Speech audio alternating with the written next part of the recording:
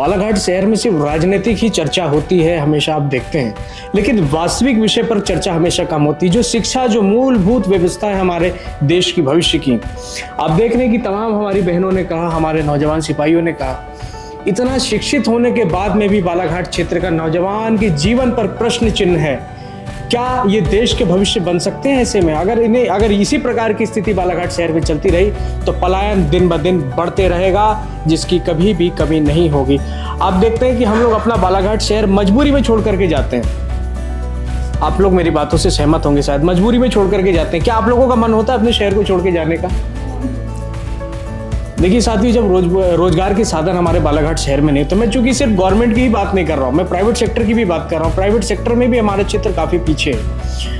हमारा क्षेत्र, आप जानते हैं कि बालाघाट क्षेत्र खनिज संपदाओं से, वन संपदाओं से परिपूर्ण है। उसके बाद भी हमारा बालाघाट क्षेत्र में नौजवान, ऐसा भी नहीं कि हमारे बालाघाट क्षेत्र में नौजवान के अंदर स्किल नहीं है, ताकत नहीं है, शिक्षित नहीं है, सब कुछ होने के बावजूद भी ऐसा क्यों हो रहा है? इससे तो एक ही चीज समझ में आती है कि नेताओं के मन में है कि बालाघाट क्षेत्र को हमेशा रखा जाए बेरोजगार, क्योंकि नेताजी को करने के लिए चाहिए जय जयकार, क्योंकि जब तक यहाँ पर बेरोजगारी नहीं होगी तो नेताजी की जय जयकार कोई लगाएगा नहीं। 1000 और 500 रुपए में यहाँ की भीड़ बिकेगी नहीं। लेकिन बाहर मुझे जाना ही नहीं है।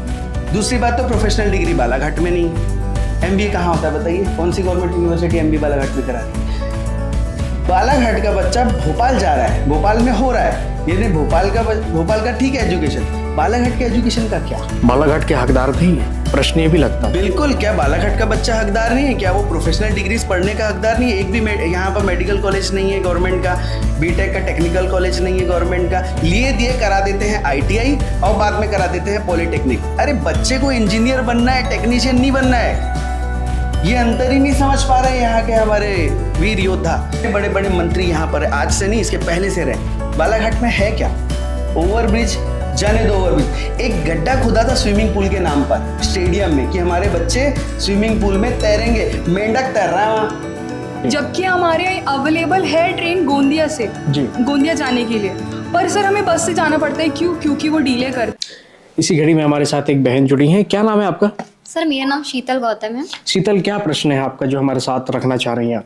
सर मेरे दो प्रश्न है, एक तो शिक्षा को लेकर, दूसरा मेडिकल फैसिलिटीज को लेकर। सर अगर मेडिकल फैसिलिटीज की बात करूं, हमारे डिस्ट्रिक्ट बालाघाट के डिस्ट्रिक्ट लेवल पर जितना बेटर फैसिलिटी होनी चाहिए एक हॉस्पिटल में, इतनी कि अगर कोई बहुत गंभीर रूप से बीमार हो जाता है आईसीयू में एडमिट करने की कंडीशन में, ठीक है, यहाँ पर अगर हम गवर्नमेंट हॉस्पिटल में एडमिट करते हैं, क्योंकि ज्यादातर लोग की कंडीशन अच्छी नहीं होती है, बहुत बड़े बड़े प्राइवेट हॉस्पिटल्स में उन लोग क्या कर सके, ट्रीटमेंट कर सके, ठीक है, तो उन्हें इतनी बेटर फैसिलिटी हो कि उन लोग को दूसरे सिटी जाना ना पड़े। कभी कभार इतनी मतलब बहुत बदतर कंडीशन होती है पेशेंट की कि जाते जाते उनकी क्या होती है, डेथ हो जाती है। तो ये चीज एटलीस्ट नहीं होनी चाहिए, क्योंकि किसी की भी लाइफ के साथ में यहाँ पर रिस्क लेना, इट इज सो बैड। आप जानते हैं बालाघाट शहर में 4 फ्लाईओवर की आवश्यकता है। सरेखा फाटक जो आप जानते हैं, वर्तमान में अभी कई वर्षों बाद उसका निर्माण कार्य शुरू कराया गया। फाटक बंद होने की स्थिति में लगातार आज कितने सैकड़ों लोगों की जान जा चुकी है। डेड बॉडी कांधे पर रहती है, अगर फाटक बंद है तो ना वो उधर आ पाती ना इधर आ पाती है। ये बात सही है? इस प्रकार के गंभीर विषय है। एक हमारे बीच में नौजवान है जिनका नाम अर्पित भलभद्र है, समाज सेवी हैं। आज उनसे हम आपका परिचय कराते हैं कि क्या है एक नौजवान के मन की बात। अर्पित जी, बहुत बहुत स्वागत है आपका। क्या विषय है बालाघाट को, आप किस तरह का विजन है आपके अंदर कि मेरे बालाघाट में क्या होना चाहिए और क्या क्या नहीं है? देखिए, सबसे पहले बात तो मैं ये कहना चाह रहा था कि शिक्षा के क्षेत्र में बालाघाट बहुत पीछे है। क्योंकि देखिए, हम लोग पहले बालाघाट में सबसे पहले हरि सिंह गौर यूनिवर्सिटी लगती थी जी। उस समय बहुत शिक्षित हुए लोग। उसके बाद फिर जबलपुर यूनिवर्सिटी आरडीबी भी लिया गया। फिर अभी उसके बाद हम देख रहे हैं कि छिंदवाड़ा यूनिवर्सिटी बालाघाट में अब एग्जिस्ट कर रही है। छिंदवाड़ा यूनिवर्सिटी के पास ले दे के 6 से 7 कोर्सेस हैं जो पूरे के पूरे अनप्रोफेशनल है जी। अब अनप्रोफेशनल कोर्सेस करने के बाद बच्चा करेगा क्या? वही जाएगा दुकान में किसी की झाड़ू पोछा करेगा। अब प्रॉब्लम सबसे बड़ी ये है कि एक शिक्षित व्यक्ति ना झाड़ू पोछा भी नहीं कर पाता। मुझे तो लगता है शिक्षक डिग्री की थाप लग जाती है जीवन में। बिल्कुल, आप अगर शिक्षित हैं तो आप कुछ भी कर सकते हैं, लेकिन इस लेवल पे जाके काम नहीं कर सकते। और अगर कर रहे हैं तो आप उस व्यक्ति का हक मार रहे हैं जो अशिक्षित है। तो कुल मिलाकर शिक्षित होना ही अभिशाप हो जा रहा है। दूसरी बात तो प्रोफेशनल कोर्स और अनप्रोफेशनल कोर्सेज में अंतर यह है, जैसे मान लीजिए एक कोर्स है बीटेक, ये प्रोफेशनल कोर्स है। दूसरा अनप्रोफेशनल कोर्स है बीए। बालाघाट में बीए अवेलेबल है, बीटेक अवेलेबल नहीं है। इन दोनों में अंतर ये है कि बीटेक में गवर्नमेंट 30, 32, 35 हजार रुपए स्कॉलरशिप दे रही है, वो भी ग्रेजुएशन कोर्स है। बीए की बात करेंगे तो 6,000 रुपए स्कॉलरशिप मिलती है, वो भी ग्रेजुएशन कोर्स है। जब ये दो ग्रेजुएशन कोर्सेज हैं, एक में 30,000, एक में 6,000, और बालाघाट को थोप दिया गया 6,000 वाला बीए कोर्स। जब आपकी नजरों में ही 5 गुना बड़ा कोर्स है बीटेक, तो आपने बालाघाट को क्यों नहीं दिया बीटेक? प्राइवेट यूनिवर्सिटी में बीटेक की फीस बहुत ज्यादा है और शिक्षा का लेवल 0 है, तो बच्चा क्या करता है, यहां से जाता है भोपाल, जबलपुर, इंदौर, और जाता है और फिर वहीं का हो जाता है। तो कहीं ना कहीं हमारे बालाघाट को तो नुकसान है जी। अब हमारे बालाघाट को अगर नुकसान होगा तो हमारी आने वाली जो पीढ़ी, अब यहां से बच्चा वहां गया पढ़ने, वहीं नौकरी करने लगा, उसका घर वहीं बस गया, बालाघाट को तो नुकसान हो गया। बालाघाट क्षेत्र से एक नौजवान चले गया, उसकी फैमिली चली गई है, उसके माँ बाप यहाँ पर अकेले बैठे हुए और कुछ कर नहीं पा रहे हैं, बच्चा से पैसे भेज पा रहा है, लेकिन पैसे से ही सब कुछ नहीं चलता। क्या माँ बाप ने शिक्षित इस दिन के लिए किया था कि मेरा बेटा पढ़े यहाँ, फिर उसके बाद में नौकरी करे पुणे में जाके, और पुणे में जाकर यहाँ पर अगर किसी तरह की अगर कोई इमरजेंसी आ गई तो पुणे से बच्चा आ भी नहीं पा रहा है। बहुत सारी दूसरी प्रॉब्लम्स भी है बालाघाट में। चूंकि मैं शिक्षा क्षेत्र की बात कर रहा हूं, तो मैं शिक्षा क्षेत्र की और एक बात करना चाह रहा हूं कि जैसे कि अभी एक बच्चे से आप रूबरू हुए, उन्होंने बोला कि भैया मैं नीट की तैयारी कर रहा हूं। नीट की तैयारी के लिए अभी न्यू दिल्ली है एमबीबीएस कॉलेज की, वो जब तक बिल्डिंग बन के खत्म होगी, बच्ची के 2-4 बच्चे हो चुके होंगे, इसका फ्यूचर खत्म, आने वाले जनरेशन के। मैं कह रहा हूं जब यहाँ पर इतने बड़े बड़े मंत्री संतरी रहे हैं, तो ये मेडिकल कॉलेज का लॉलीपॉप अभी क्यों जी, पहले क्यों नहीं? इन बच्चों का कैरियर तो आप खा गए। और अगर मान लीजिए कि नीट में उतने अच्छे नंबर ना ला पाए, क्योंकि यहाँ पर उतने अच्छे लेवल की पढ़ाई नहीं और बच्ची अफोर्ड नहीं कर पा रही है कोटा जाने का, राजस्थान जाने का, और यहीं पढ़ रही है, नंबर कम है, तो बच्ची क्या करेगी? BHMS में लेगी या BAMS में लेगी। लेकिन बच्ची को तो MBBS पढ़ना था, अब नहीं पढ़ पाएगी तो क्या होगा? फिर वही बाहर जाकर के BAMS BHMS करेगी, फिर क्या करेगी? बाहरी नौकरी कर लेगी। बालाघाट का तो नुकसान। बालाघाट में रोजगार के लिए एक्चुअली है क्या, मुझे तो समझ में नहीं आता। चलिए मान लीजिए कि मैं BSc हूं, ठीक है, आज मैं BSc करके बैठा हूं, चलो मैं MSc भी कर लिया, मुझे एक ऐसी संस्थान बताइए जहां पर मुझे MSc को जॉब मिल जाएगी। मैं दावा देता हूं आपको, आप नहीं बता पाएंगे। हाँ, अगर मैं MBA हूं, मैं एक प्रोफेशनल डिग्री लेके बैठा हूं, तो बालाघाट तो छोड़िए, बाहर मेरे को जरूर मिल जाएगी, लेकिन बाहर मुझे जाना ही नहीं है। दूसरी बात, तो प्रोफेशनल डिग्री बालाघाट में नहीं है। MBA कहाँ होता है बताइए? कौन सी गवर्नमेंट यूनिवर्सिटी MBA बालाघाट में करा रही है? बालाघाट का बच्चा भोपाल जा रहा है, भोपाल में हो रहा है, यानी भोपाल का ठीक है एजुकेशन, बालाघाट के एजुकेशन का क्या? बालाघाट के हकदार नहीं है, प्रश्न ये भी लगता है। बिल्कुल, क्या बालाघाट का बच्चा हकदार नहीं है? क्या वो प्रोफेशनल डिग्रीज पढ़ने का हकदार नहीं है? एक भी यहाँ पर मेडिकल कॉलेज नहीं है गवर्नमेंट का, बीटेक का टेक्निकल कॉलेज नहीं है गवर्नमेंट का, लिए दिए करा देते हैं ITI और बाद में करा देते हैं पॉलिटेक्निक। अरे बच्चे को इंजीनियर बनना है, टेक्नीशियन नहीं बनना है। ये अंतर ही नहीं समझ पा रहे यहाँ के हमारे वीर योद्धा। हम तो ये चाह रहे हैं कि आप बालाघाट को दीजिए, हम आपको बिल्कुल बिल्कुल बिल्कुल वापस करेंगे जो आपने हमको दिया है। आप हमें सम्मान से नौकरी दीजिए, हम आपको सम्मान से वोट देंगे, हम कभी भी पीछे नहीं हटेंगे। लेकिन हमारे तक आते हैं बिल्कुल सिर्फ वोट मांगने। कोई भी नेता से, मैं किसी भी व्यक्ति विशेष की बात नहीं कर रहा हूँ, इतने बड़े बड़े मंत्री यहाँ पर आज से नहीं, इसके पहले से रहे। बालाघाट में है क्या? ओवरब्रिज, जाने दो ओवरब्रिज, एक गड्ढा खुदा था स्विमिंग पूल के नाम पर स्टेडियम में कि हमारे बच्चे स्विमिंग पूल में तैरेंगे, मेंढक तैर रहा है वहां। दुर्भाग्य की बातें हैं ये सब क्षेत्र के लिए। बालाघाट का बच्चा तैरना अगर उसको सीखना है, जाएगा बजरंगा आमागढ़, पता चला वहां डूब जाएगा। कोई सिखाने वाला व्यक्ति नहीं, कोई प्रोफेशनल ट्रेनर नहीं। मुझे तैरना सीखना था, लेकिन ये मेरा दुर्भाग्य कि यहाँ स्विमिंग पूल नहीं था, मैं सीख नहीं पाया जी। तो क्या मेरी गलती बालाघाट में पैदा हो गया? हम तो ये चाहते हैं कि बालाघाट को आप इस लेवल पे लेके जाइए कि बाहर के लोग आकर के देखिए कि ये है बालाघाट। हमारे बाजू के जिले देखिए, गोंदिया देखिए, आप छिंदवाड़ा देखिए, अच्छी खासी तरक्की पे है, बहुत अच्छी खासी तरक्की पे है। हमारे यहाँ पर कुछ नहीं, हमारे GI टैग दे दिया चावल को, चिन्नौर चावल को। चिन्नौर चावल हमने आज तक नहीं खाया है, ये हकीकत है, जमीनी हकीकत है। आप जाके पता कराइए, पूरा सिंगापुर मलेशिया चले जाता है बालाघाट का चावल। नहीं खा पा रहा है आदमी यहाँ का चावल। क्यों नहीं खा पा रहा है? क्योंकि यहाँ पर जो आप समझ रहे हैं ना, मैं देखिए, मेरा आपसे एक प्रश्न था अर्पित जी, बालाघाट जिले में शिक्षित हो जाने के बाद में, प्रश्न शिक्षा से जुड़े ही थे, शिक्षित हो जाने के बाद एक नौजवान अपने भविष्य को कैसे देखता है बालाघाट शहर में? क्योंकि आप जानते हैं कि ऐसे बहुत से नौजवान हैं, बहन बेटियां हैं, हमारे नौजवान सिपाही हैं जो अब तैयारी कर रहे हैं कंपटीशन की, कोई पटवारी की, कोई आरक्षक की, कोई SI की, जिस भी प्रकार की तैयारियां हो रही हैं। ये तैयारी करने के बाद एक नौजवान अपने आप को कहाँ पाता है, क्योंकि वो लगातार आप देख रहे हैं भ्रष्टाचार पे भ्रष्टाचार इस प्रदेश सरकार में होते दिखाई दे रहे हैं, इसे आप कहाँ देखते हैं? देखिए, अभी जैसा कि कुछ समय पहले पटवारी घोटाला हुआ, ज्वाइनिंग आई लेकिन दे नहीं पाए ज्वाइनिंग किसी को भी, तो वो बच्चों का मनोबल तो पूरी तरह से टूट गया। हाल ही में कुछ समय पहले आरक्षक भर्ती हो रही थी, उसमें भी कुछ फर्जीवाड़े पकड़ाए गए, उसमें भी किसी तरह का अभी तक कोई कार्रवाई नहीं की गई। मैं मानता हूं कि सबको सरकारी नौकरी नहीं लग सकती, लेकिन ऐसा जरूरी नहीं है कि सरकारी नौकरी से ही पेट पल सकता है। मैं सरकारी नौकरी नहीं कर रहा हूं, लेकिन उसके बाद भी मेरा पेट पल रहा है, क्योंकि मैंने एक रोजगार ढूंढ लिया। मैं रोजगार इसलिए ढूंढ लिया क्योंकि मैं पैसे से सक्षम हूं, मैं ठीक ठाक फाइनेंशियल कंडीशन रखता हूं, लेकिन हर कोई नहीं रखता। अब उसको तो कहीं ना कहीं जाके जॉब करना है। बालाघाट में जॉब के लिए उतनी सैलरी दे ही नहीं पाते हैं, क्योंकि उतना रेवेन्यू ही कलेक्ट नहीं होता। भाई रेवेन्यू कलेक्ट होगा जब तो देंगे, ये सबसे बड़ा प्रॉब्लम है। दूसरी बात तो ये है कि अगर बालाघाट के बच्चे को जॉब करना है प्राइवेट में, तो उसको यहाँ से विस्थापित होना पड़ेगा दूसरे अन्य बड़े शहरों में। अब जब विस्थापित होगा तो वहाँ पर उसको रूम का रेंट लगेगा, खाने के लिए अलग से पैसे लगेंगे। अगर वही इंडस्ट्री बालाघाट में होती तो उसके रहने के पैसे बचते, उसके खाने के पैसे बचते, उसके ट्रैवलिंग के पैसे बचते, उसका समय बचता, उसका मनोबल बढ़ता, और वो हर तरह के आर्थिक रूप से भी और शारीरिक रूप से भी घर परिवार को मदद कर पाता।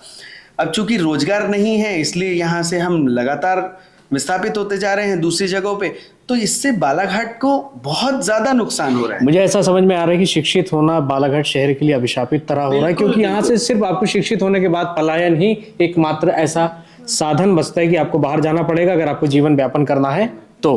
100%। जैसे कि अभी आप लांजी क्षेत्र को देखेंगे, लांजी क्षेत्र का हर व्यक्ति लगभग, मेरे को ऐसा लगता है कि 60 से 70% जितने भी वहाँ पर मध्यम से निम्न तबके के लोग हैं, सब हैदराबाद जाते हैं मजदूरी करने के लिए। अब जब मजदूरी ही करना है तो हैदराबाद जाना क्यों? बालाघाट में मजदूरी क्यों नहीं मिल रही है?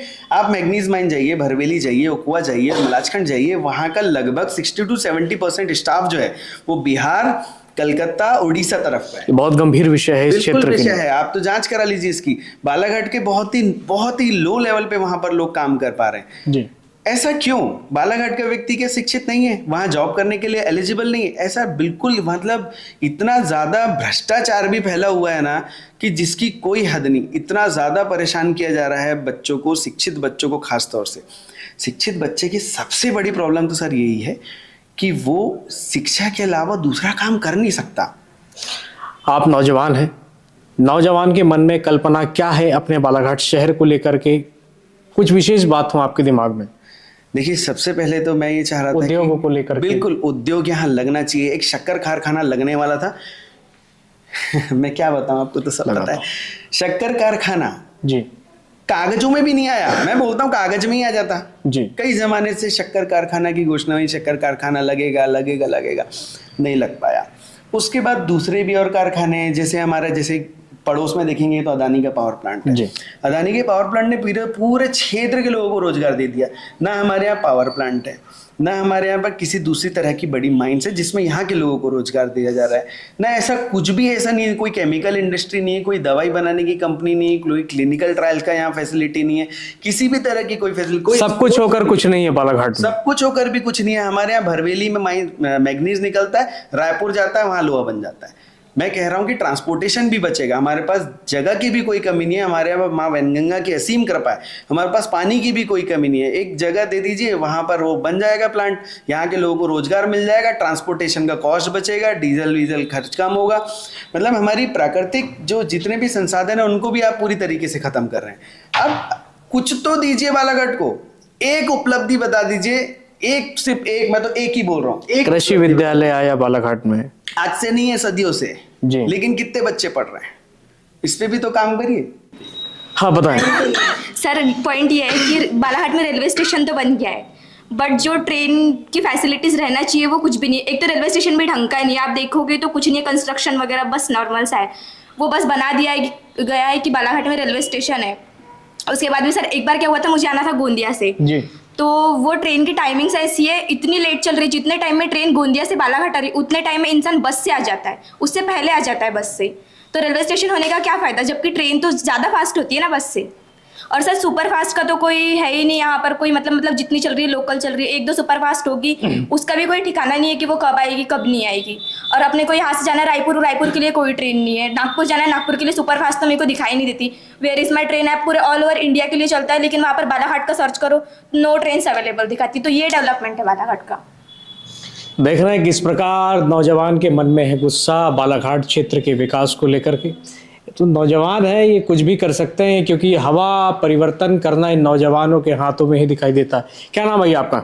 मेरा नाम गिरीश राउत है सर। आपको भोपाल जाना है फॉर एन एग्जाम्पल, या नागपुर जाना है, हैदराबाद जाना है, बालाघाट से जा पाएंगे आप? नहीं सर, वो मेरा जाना कैंसिल हो जाएगा, सीधी सी बात। कैसे होगा? कैसे? हाँ, सर, समझे तो यार दोस्त की मैं बात। बालाघाट से निकलूंगा जरूर, हाँ। लेकिन गोंदिया की ट्रेन तब तक निकल जाएंगी। अच्छा जी, इतनी लेट चलती है। अगर मैं जो टाइम फिक्स है अगर उससे पहले भी निकल जाऊँ, मैं अगर अपने 2 व्हीलर से जाऊंगा तभी मिलेंगी, जबकि खर्चा बढ़ जाएगा मेरा।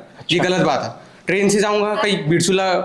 सर ये भी एक फैक्ट है सर, गोंदिया भी डिस्ट्रिक्ट है, बालाघाट भी डिस्ट्रिक्ट है, लेकिन बालाघाट डिस्ट्रिक्ट वालों को किसी ट्रेन के लिए गोंदिया क्यों जाना पड़ रहा है? जंक्शन का नाम बालाघाट को भी दिया गया है, गोंदिया को भी, लेकिन ये जंक्शन के नाम पर क्या है? जब बालाघाट के लोग ट्रेन जंक्शन के नाम पर जंग है। जंग है, यही कहा जाएगा। अच्छा, और बताएं क्या कहना आप? तो और मैं मोटरसाइकिल से पहले पहुंच जाएंगे। जी, मैं कहना चाहता हूँ कि अगर आप ट्रेन चला रहे हैं तो वहां तक के जो कनेक्टिविटी दे रहे हैं उसका टाइम एटलीस्ट फिक्स तो रखिए, 5-10 मिनट चलता है। ये तो इंडिया की प्रॉब्लम नहीं कि हम 5-10 मिनट पीछे रहे, लेकिन हम ये तो कर सकते हैं 5-10 मिनट बराबर तो पहुंच सकते वहां तक, ताकि हम गोंदिया से भोपाल के लिए ट्रेन पकड़ सके। वरना क्या फायदा ट्रेन का कि अपन तो अपने 2 व्हीलर से भी जा सकते। कनेक्टिविटी को लेकर के बालाघाट शहर हमारा कहीं ना कहीं और पीछे दिखाई देता है। एज अ स्टूडेंट, अगर कोई बेटी हमारी कहाँ से आती है, आपको अगर नागपुर जाना है तो आप बालाघाट से जा पाएंगे नागपुर? नहीं, कैसे जा पाएंगे फिर आप? गोंदिया से जाना पड़ता है, क्योंकि यहाँ पे बोलते हैं अभी डायरेक्ट ट्रेन है, तो डायरेक्ट वाली जो बालाघाट से डायरेक्ट कामटी है, इतवारी जाती है। तो सर वो ट्रेन सिर्फ 2 दिन चलती है हफ्ते में। जी, तो वो हफ्ते में सिर्फ 2 दिन चला के भी मतलब वो कभी कभी या तो फिर डिले हो जाता है, तो वो जहाँ हमें 3 या 4 घंटे लगते हैं, वहाँ पे वो डिले हो जाती है तो 6 घंटे लग जाते हैं। सर 9 बजे की ट्रेन 2 बजे तक की आती है, बालाघाट की ट्रेन ये हाल है उसका। जैसे 2 दिन चल रही, तीसरे दिन हमें जाना है, कोई इमरजेंसी है, सामान्य लोग हैं, कार अफोर्ड नहीं कर पाते हैं, उन लोगों की तो फिर स्थिति खराब हो जाएगी। हाँ सर। कनेक्टिविटी, अगर हमें टाइम पे पहुंचना है नागपुर तो सर हमें बस से जाना पड़ता है गोंदिया, जबकि हमारे अवेलेबल है ट्रेन गोंदिया से, गोंदिया जाने के लिए। पर सर हमें बस से जाना पड़ता है, क्योंकि वो डिले करती है। जहाँ हम आधे घंटे 1 घंटे बस से पहुंच जाते हैं, वहाँ हम ट्रेन से 2 घंटे बाद पहुंचते हैं गोंदिया। ऐसी ट्रेनें बालाघाट तक भी आना चाहिए जो बालाघाट से हमें नागपुर या अन्य शहरों तक जोड़ सके। हाँ, बोलो।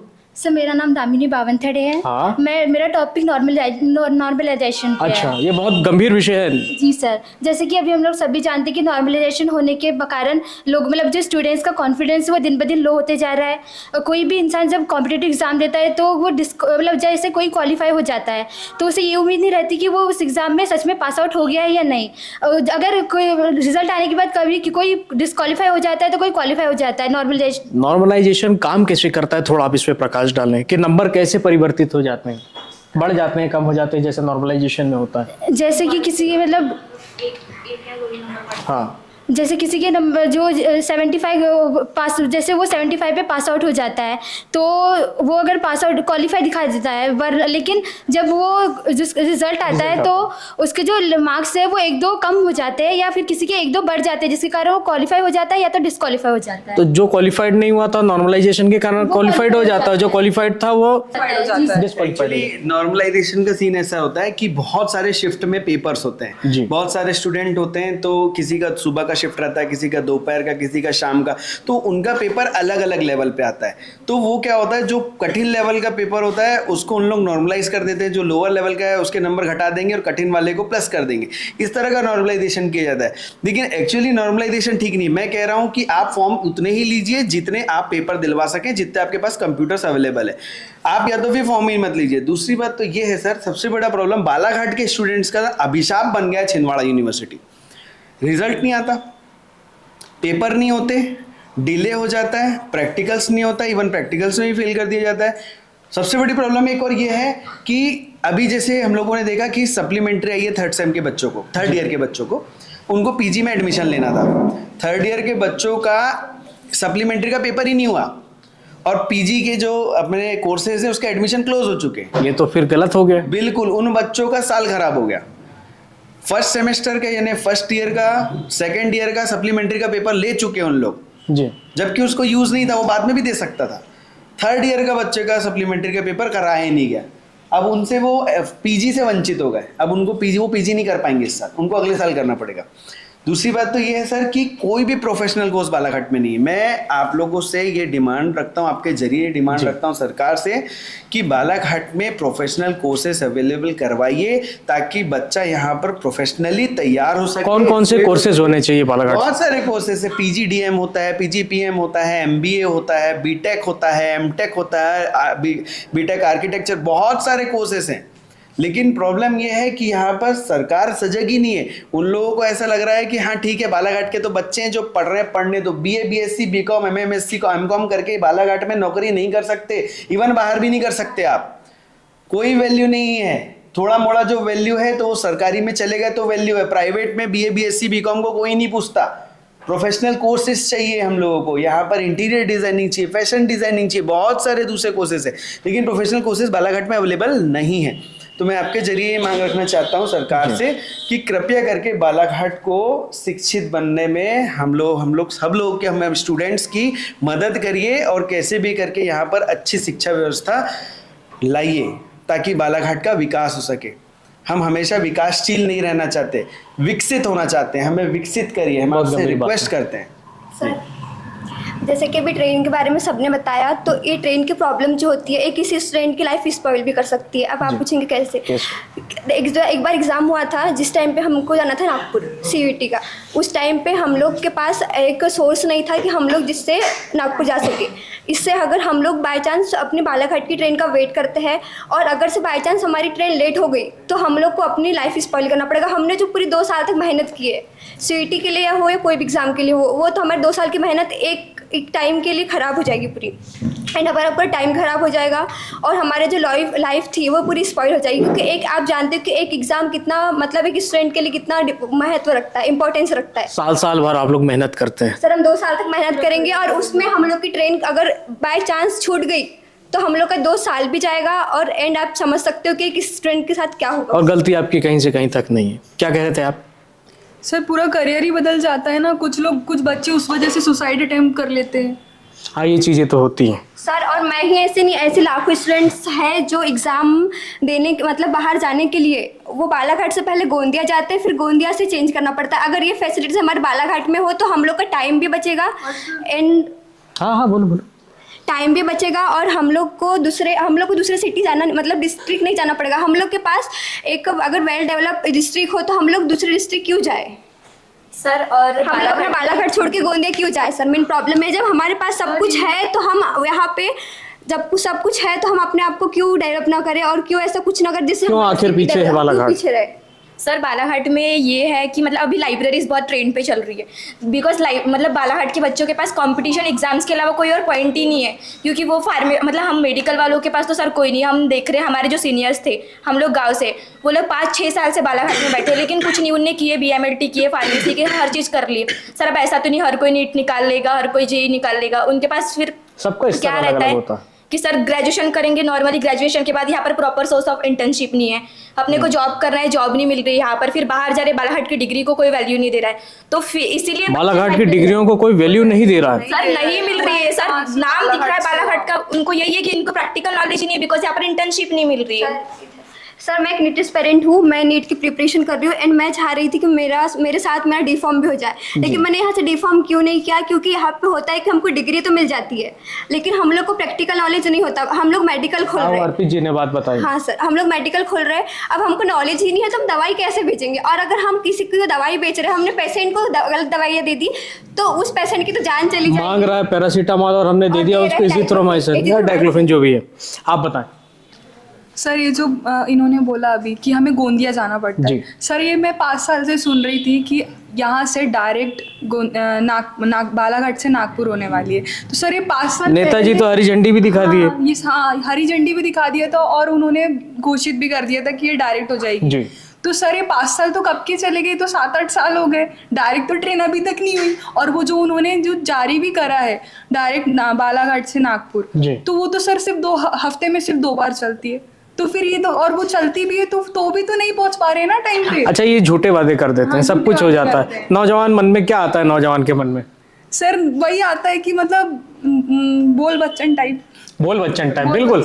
हम नेताओं को बोल बच्चन की नजरों से बिल्कुल देख सकते हैं क्योंकि कह देते हैं और जमीन पर 0 दिखाई देते हैं। क्या कहना है अर्पित जी? एक यूनिवर्सिटी है MPMSU, Jabalpur university, medical science university है। पिछले 3 सालों से नर्सिंग के पेपर ही नहीं हो रहे। 3 साल से नर्सिंग के पेपर नहीं हुए। इवन एडमिशंस भी 0 है, 0 सेशन कर दिया गया है। नर्सिंग यानी BSc nursing, GNM, DMLT, BMLT 2 सालों से 3 सालों से एडमिशन ही नहीं हो रहे क्योंकि इनके पेपर ही नहीं हो रहे हैं। 2 साल 3 साल हो गए। सरकार कर क्या रही है? हम बच्चों के साथ क्या खेल रही है? क्या सरकार बायोलॉजी लिया हुआ बच्चा, तो मेरे को ऐसा लगता है कि खत्म ही है वो, क्योंकि 2 ही चीज हो सकती है उसके साथ, या तो बनेगी नर्स या तो बनेगी डॉक्टर। जी, डॉक्टरों में आप देख ही रहे हैं, कुछ नहीं है, कोई मेडिकल यूनिवर्सिटी कुछ नहीं है हम लोग के पास।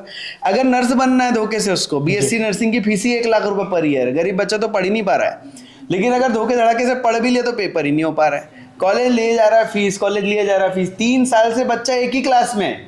ये बहुत ही गंभीर विषय है जिस पर हम आप वर्तमान में भी चर्चा कर रहे हैं। अभी जैसे हम लोग बात करें तो आपका एग्जाम नहीं हो रही, एग्जाम तो नहीं हो रही है अभी। जैसे आपका ये BSc नर्सिंग की बात करें, 4 साल का कोर्स है।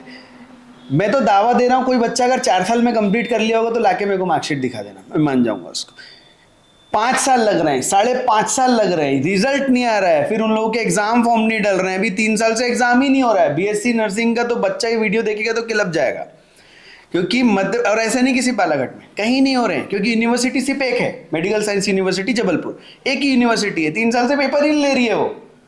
क्या करेगा बच्चा? नर्सिंग में बैठे बैठे बूढ़ा हो जाएगा। मम्मी बोलेगी बेटा शादी कर ले, वो बच्ची जो इतना पैसा लगाई थी, पढ़ी थी, वो लाके चूल्हा चौका करेगी। क्या यही चाहते हैं क्या आप हमारी बच्चों के साथ?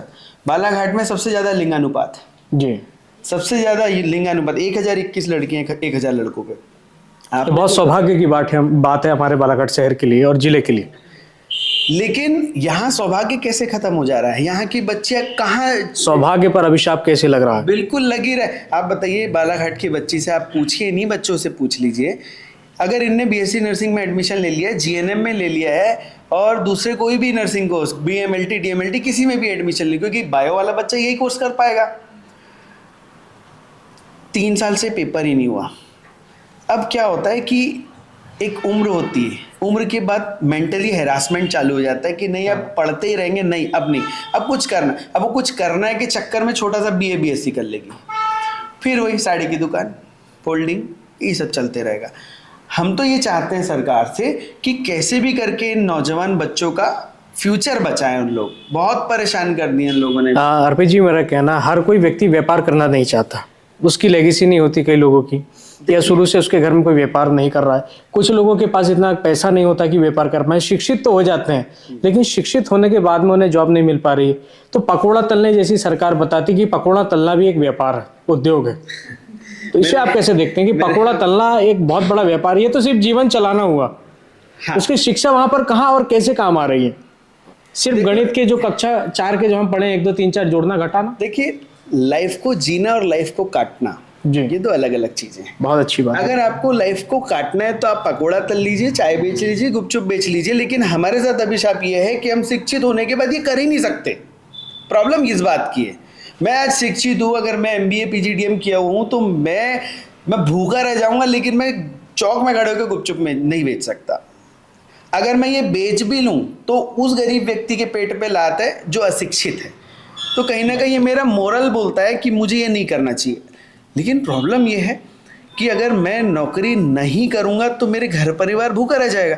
अब नौकरी करने के लिए मुझे यहाँ से पलायन करना पड़ेगा, और एक बार अगर मैं पलायित हो गया, मैं जाके इंदौर में नौकरी करने लगा, तो मैं वापस बालाघाट क्यों आऊँ? जिस जगह ने मुझे मेरे सबसे महत्वपूर्ण समय में दरकिनार कर दिया, उस जगह पर मैं वापस क्यों आऊँ? तो नुकसान किसका है? बालाघाट का है, हमारे बालाघाट क्षेत्र की जनता का है, बालाघाट के विकास का है। बिल्कुल। ये तो मैं आप लोगों से बस इतना ही रिक्वेस्ट करना चाहता हूँ कि हमारे जैसे जो नौजवान युवा हैं, जो हमारी बेटियां हैं, बहनें हैं, हमारे भाई लोग हैं, इन लोगों को सबको अगर आप शिक्षित करना चाहते हैं तो इनके लिए रोजगार की भी व्यवस्था प्रॉपर तरीके से करिए।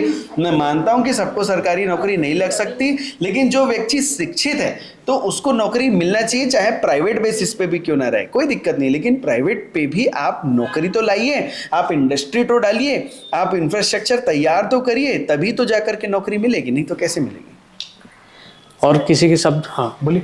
सर जैसे कि हम लोग बीएससी नर्सिंग करते हैं एएनएम जीएनएम, वो तो हम लोग बालाघाट से नहीं कर पाते। ठीक है, हम लोग बाहर चले गए पढ़ने के लिए, हम लोगों ने 5 साल तक मेहनत की है, बीएससी नर्सिंग किए, एएनएम किए, जीएनएम किए। उसके बाद हम लोग सोचते हैं कि हम लोग ने यहाँ से पढ़ाई तो नहीं किया पर जॉब अपनी फैमिली के साथ रह के कर सके।